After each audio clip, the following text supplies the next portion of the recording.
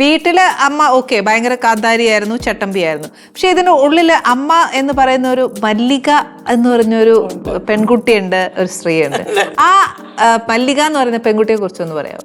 മല്ലിക എന്ന് പറയുന്ന പെൺകുട്ടി ഒരുപാട് പരീക്ഷണ ഘട്ടങ്ങളിലൂടെയാണ് ഒരു ഗൃഹനാഥയുടെ അല്ലെ ഒരു ഭാര്യയുടെ സ്ഥാനം സത്യം പറഞ്ഞിരുന്നത്. കാരണം എനിക്കുണ്ടായ ജീവിതത്തിലെ ഏറ്റവും വലിയൊരു തിരിച്ചടി അത് എവിടെ ഞാൻ പറഞ്ഞിട്ടില്ല, ഏത് പുസ്തകത്തിലോ നോക്കാം. പക്ഷേ പലരും പല രീതിയിൽ അത് വ്യാഖ്യാനിച്ചിട്ടുണ്ട്. അങ്ങനെ ചെയ്ത് ഇങ്ങനെ ചെയ്ത് അത് ഒന്നും ഞാൻ അതിന് ഉത്തരം ഈ നിമിഷം വരെ പറഞ്ഞിട്ടില്ല. എന്തോ ആയിക്കോട്ടെ, ഓരോരുത്തരുടെ ഇമാജിനേഷൻ അനുസരിച്ച് എങ്ങനെ വേണോ പറഞ്ഞു. പക്ഷെ ഞാൻ വിശ്വസിക്കുന്ന ഒരു ദൈവം മുകളിലുണ്ട്. അപ്പം അന്ന് എനിക്കറിയാമായിരുന്നു എനിക്കൊരു നല്ല ഗതി വരുമെന്ന്. അങ്ങനെയാണ് സുകുമാരൻ എന്ന് പറയുന്ന വ്യക്തി വന്ന് എൻ്റെ അച്ഛനെയും അമ്മയും കണ്ട് വളരെ അന്തസ്സായിട്ട് ഇതുപോലെയാണ് എനിക്ക് താല്പര്യമുണ്ട് കല്യാണം കഴിക്കാൻ എന്നൊക്കെ പറഞ്ഞ് അങ്ങനെ ഒരു ജീവിതം തുടങ്ങിയതിന് ശേഷം ഒരുപാട് കാര്യങ്ങൾ ഞാൻ ജീവിതത്തെ പറ്റി പഠിച്ചു. അപ്പോഴും ഇതുപോലെ സുഖേട്ടൻ മറ്റേ നമ്മുടെ ആദ്യത്തെ പടമൊക്കെ ഇരകളൊക്കെ എടുത്ത സമയത്ത് ശ്രീവിദ്യ ചെയ്ത റോളിൽ നിനക്ക് ചെയ്യണോ അഭിനയിക്കണോ എന്നൊക്കെ ചോദിച്ചാൽ പലരും പറഞ്ഞു, ഓ സുഖേട്ടൻ കെട്ടിയതോടുകൂടി ചേച്ചി അല്ല, ഞാൻ എനിക്കിനി അഭിനയിക്കേ വേണ്ട. സുഖേട്ടനെ കാണുന്നതും സുഖേട്ടൻ വന്ന് ചേച്ചിയോട് അമ്മയോട് ഇഷ്ടമാന്ന് പറയണമല്ലോ. അല്ല, തീർച്ചയായിട്ടും. അപ്പോൾ ഞാൻ ഈ ഡബ്ബിംഗ് ഒക്കെ ചെയ്ത ഒരാളാണ് ഒക്കെ ചെയ്ത്. അപ്പോൾ അങ്ങനെ ഞാൻ ഒരിക്കലും ഒരു കർപ്പ സ്റ്റുഡിയോയിൽ ഡബ്ബിങ്ങിന് പോയി. അപ്പോൾ അത് ഈ അവളുടെ അവളല്ല, വേറെ ഏതോ ഒരു പടം ചെയ്യാനായിട്ട് സുഖേട്ടൻ അവിടെ വന്നിട്ടുണ്ട്. അപ്പോൾ എനിക്ക് സുഖേട്ടനെ അറിയാവുന്ന അദ്ദേഹത്തിൻ്റെ പെങ്ങള് കോട്ടൺ ഹില്ലിലും വിമൻസ് കോളേജിലും എൻ്റെ കൂടെ പഠിച്ച സതി. അപ്പോൾ ഞാൻ പറഞ്ഞു സതിയൊക്കെ ഇപ്പോൾ എവിടെയാണ്, ഞങ്ങൾ ഒന്നിച്ച് വിളി. അപ്പോൾ പുള്ളിയുടെ സംസാരം അറിയാലോ, ചിരി വരത്തില്ല. എനിക്കറിയാം സതി ട്രിവാൻഡ്രത്ത് ഇവിടെ ഇവിടെ ഉണ്ട്. ഞാൻ അയ്യോ, അപ്പോൾ ഞാൻ ആദ്യം പറഞ്ഞ ഉത്തരം ഇതാ. ഞാൻ സതി എവിടെ ഉണ്ടെന്നല്ലേ ചോദിച്ചുള്ളൂ, വേറെ കുറ്റമൊന്നും പറഞ്ഞില്ലല്ലോ, എന്തുവാ സുകുമാരൻ. എല്ലാവരും കൂടെ ചിരിച്ചു. ഞാൻ സ്വതവേ ഇങ്ങനെയാണ് കേട്ടോ, വലിയ പുഞ്ചിരിച്ചോട്ട് സംസാരിക്കാൻ എനിക്കറിയില്ല എന്നൊക്കെ പറഞ്ഞ് 3-4 ഡയലോഗൊക്കെ പറഞ്ഞ് അവിടെ വെച്ചങ്ങ് പിരിഞ്ഞു പോയി. അത് കഴിഞ്ഞ് പിന്നെ ഒരിക്കൽ എൻ്റെ വീടിൻ്റെ നേരെ ഓപ്പോസിറ്റാണ് ആനപ്പാച്ചനൊക്കെ എടുത്ത ഖാൻ സാഹിബ്. അദ്ദേഹം മരിച്ചു കേട്ടു. ഖാൻ സാഹിബ് എന്ന് വലിയ പ്രൊഡ്യൂസർ ഉണ്ടായിരുന്നു, എല്ലാവർക്കും അറിയാം, ചന്ദ്രകുമാർ, എനിക്കൊന്നും ഷാജിക്കും അറിയാം.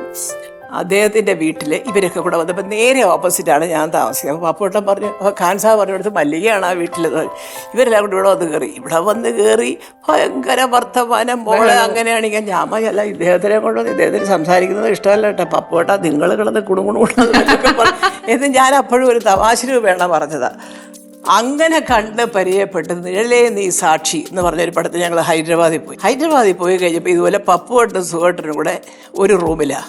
അപ്പോൾ പപ്പട്ട പറഞ്ഞു, നിനക്കറിയോ അവൾ നന്നായിട്ട് പാടും. ഓഹോ, ഞാൻ കേട്ടിട്ടില്ലല്ലോ പാട്ടൊക്കെ. ഞാൻ പറഞ്ഞു, ചേട്ടൻ കേട്ടിട്ടില്ല, പെങ്ങൾ കേട്ടിട്ടുണ്ടെന്ന് പറഞ്ഞു എന്നൊക്കെ പറഞ്ഞ് സംസാരിച്ച് അന്ന് രാത്രിയായപ്പോൾ എനിക്ക് തോന്നുന്നത് ഇവരെല്ലാം കൂടെ എവിടെയോ കൂടി 2 അടിച്ച് തോന്നുന്നത് എനിക്കറിയത്തില്ല. വന്നിട്ട് അടി കുഞ്ഞെ പപ്പോട്ടൻ്റെ അടുത്ത് നീ ഒരു പാട്ട് പാട് എന്നൊക്കെ പറഞ്ഞു. അവൻ എന്തോ പേട്ടാ, 7:30 മണിയെ, എനിക്ക് 8 മണിയാകുമ്പോൾ ഭക്ഷണം കഴിച്ച് നാളെ വർക്കുകൊണ്ട് കിടന്നുറങ്ങണം. ഓ പിന്നെ പാട്ട് പാടാൻ 1:30 മണി കച്ചേരി നടത്താനല്ല പറഞ്ഞ, ഒരു പാട്ട് പാടാനാണ് പറഞ്ഞതെന്നൊക്കെ പറഞ്ഞ് അവിടെ ഇരുന്ന് അന്ന് ഞാൻ ചോട്ടി സി ബാത്തിലെ ചുമ്മാതെ ഒരു ഹിന്ദി പാട്ടിൻ്റെ വരിയൊക്കെ പാടി കഴിഞ്ഞപ്പോൾ അന്നാണ് ഈ ടോൺ മാറ്റി മയം സമ്മതി. കൊള്ളാമല്ലോ, നിങ്ങൾ നന്നായിട്ട് പാടുന്നുണ്ട് കേട്ടോ എന്തോ എന്ന് ചോദിച്ചു ഞാൻ അപ്പോഴ്. അങ്ങനെ തുടങ്ങി ഞാൻ ചോദിച്ചു. അപ്പം അങ്ങനെ തുടങ്ങിയിട്ട് പിന്നെ അത് കഴിഞ്ഞ് അവിടെ ഞങ്ങൾ ഏതാണ്ട് ഒരു 9 ദിവസത്തോളം ഷൂട്ടിംഗ് ഉണ്ടായിരുന്നു. ഈ 9 ദിവസവും ഞങ്ങൾ ഒന്നിച്ച് ലൊക്കേഷനിൽ പോവും, തിരിച്ചു വരും, അങ്ങനെ ഇങ്ങനെ. അപ്പം ഞാൻ അങ്ങോട്ട് പോയത് ട്രെയിനിലാണ്. അപ്പോൾ തിരിച്ച് വരാറായപ്പോഴത്തേക്കും അദ്ദേഹം പറഞ്ഞു, നിങ്ങളിതിന് ട്രെയിനിൽ പോകുന്നേ, ഒരു ദിവസം രാത്രി മുഴുവൻ ഇരിക്കട്ടെ, പിറ്റേ ദിവസമല്ലേ എത്തുള്ളൂ. അപ്പോൾ അയ്യോ നമ്മളൊക്കെ അങ്ങനെ പ്ലെയിനിൽ തന്നെ വേണം എന്ന് പറയത്തക്ക രീതിയിലുള്ള നായികയൊന്നും അല്ലല്ലോ എന്ന് പറഞ്ഞു. അപ്പോഴത്തേക്ക് അദ്ദേഹം തന്നെ വിളിച്ചിട്ട് പറഞ്ഞു, ഫ്ലൈറ്റ് ടിക്കറ്റ് എടുക്കാൻ അവർ തന്നെ ഇതിനാ ട്രെയിനിൽ പോകുന്നത്. ഫ്ലൈറ്റിലാണ് സത്യം പറയുകയാണെങ്കിൽ ഏറ്റവും കൂടുതൽ സംസാരിച്ചത് അദ്ദേഹം. ഫോൺ വിളി ഒരു പതിവായി, ഡെയിലി ഫോൺ വിളിക്കും. ഫോൺ വിളിച്ച് ഒരു ദിവസം സന്ധ്യ സമയത്ത് ഇതേപോലെ കുതിരോട്ടം പപ്പുകൊണ്ടും സുഖേട്ടും കൂടെ എൻ്റെ വീട്ടിൽ വന്നു. ഇന്ന് വന്നിരിക്കുന്നത് നിന്നോടൊരു സീരിയസ് കാര്യം പറയാനാണ് പപ്പുവട്ട. ഞാൻ എന്താ സീരിയസ് കാര്യം? ഇവൻ പറയും, അവൻ ആര് സുഖാരം പറയും എന്നൊക്കെ പറഞ്ഞു. അപ്പോൾ ഈ സംസാരിക്കുമ്പോഴേ എനിക്ക് തോന്നി കുറച്ചൊരു എന്നോട് ഉണ്ടെന്നുള്ളത് മനസ്സിലായി. അപ്പോൾ പറഞ്ഞു, ഞാൻ പറയാൻ വന്ന വേറൊന്നുമല്ല. അപ്പം ഞങ്ങൾ ശ്രീകുമാരൻ തമ്പിച്ചേട്ടൻ്റെ പടത്തിലുണ്ട്, ഏതോ ഒരു സ്വപ്നം മാളിക പണിയുന്നു, 2 ട്രിവാൻഡ്രത്താണ്, മെറിലാൻഡിൽ. അങ്ങനെ പിന്നെ തമ്പിച്ചേട്ടനോട് ചോദിച്ച്, അപ്പോൾ അന്ന് എൻ്റെ ചേട്ടൻ ന്യൂസിലാൻഡില്ല, അങ്ങനെയൊക്കെയുള്ള കാര്യങ്ങൾ പിന്നെ എല്ലാം അവരിവിടെ ചേർന്ന് തന്നെ സംസാരിച്ച് അറേഞ്ച് മാരേജ് പോലെ ഭംഗിയായിട്ട് നടന്നു. അന്ന് എൻ്റെ കൈപിടിച്ച് ഇറങ്ങിയ സുഖേട്ടൻ മരണം വരെ പിന്നെ ഞാനൊരു എല്ലാ സുഖങ്ങളും വിഷമമേ അറിഞ്ഞിട്ടില്ല. സത്യം പറഞ്ഞാൽ എനിക്കറിയില്ല, മരിക്കുന്ന സമയത്ത് പോലും പൈസയ്ക്ക് പൈസ, വീടിന് വീട്, സ്ഥലങ്ങൾക്ക് സ്ഥലങ്ങൾ, ഇതെല്ലാം വാങ്ങിച്ചിട്ട് അദ്ദേഹം എല്ലാം കരുതി. അത്രയോ ഞാൻ എപ്പോഴും പറയും, ഒരുപാട് പ്ലാനിങ്, ഒരു ദീർഘവീക്ഷണമുള്ള ഒരു മനുഷ്യനായിരുന്നു സുഖേട്ടൻ. എനിക്ക് തോന്നുന്നു സുഖേട്ടന്റെ ആ ഒരു ക്വാളിറ്റി ആയിരിക്കും പിള്ളേർക്കും വന്നിരിക്കുന്നത്. പൃഥ്വിക്കായാലും ഇന്ദ്രനായാലും ഉണ്ട്. ഈ പറഞ്ഞിട്ട് ഓവറായിട്ട് എപ്പോഴും പറഞ്ഞു കൊടുക്കുന്നൊരു കാര്യമുണ്ട്, അറിയാവുന്ന കാര്യങ്ങൾ അറിയാവുന്ന പറയണം, അതിന് അവർക്കെന്ത് തോന്നും, ഇവർക്കെന്ത് തോന്നും. ഇപ്പം അത് പലരും കോട്ട് ചെയ്ത് സുഖേട്ടന് എഴുതുന്നില്ല, മറ്റുള്ളവർക്ക് എന്ത് തോന്നും എന്നും പറഞ്ഞ് ജീവിക്കരുത് എന്നൊക്കെ പറഞ്ഞ് ഉപദേശിക്കുന്നവരുണ്ട് ഇപ്പോഴും. ഇതൊക്കെ വർഷങ്ങൾക്ക് മുമ്പ് ഞങ്ങളോട് സുഖേട്ടൻ പറഞ്ഞിട്ടുള്ളതാണ്. ഒരു സത്യം പറയുമ്പം എന്ത് തോന്നും എന്ന് ഇല്ല, സത്യം പറയുന്നവർക്ക് എപ്പോഴും ധൈര്യം ഉണ്ടാവും.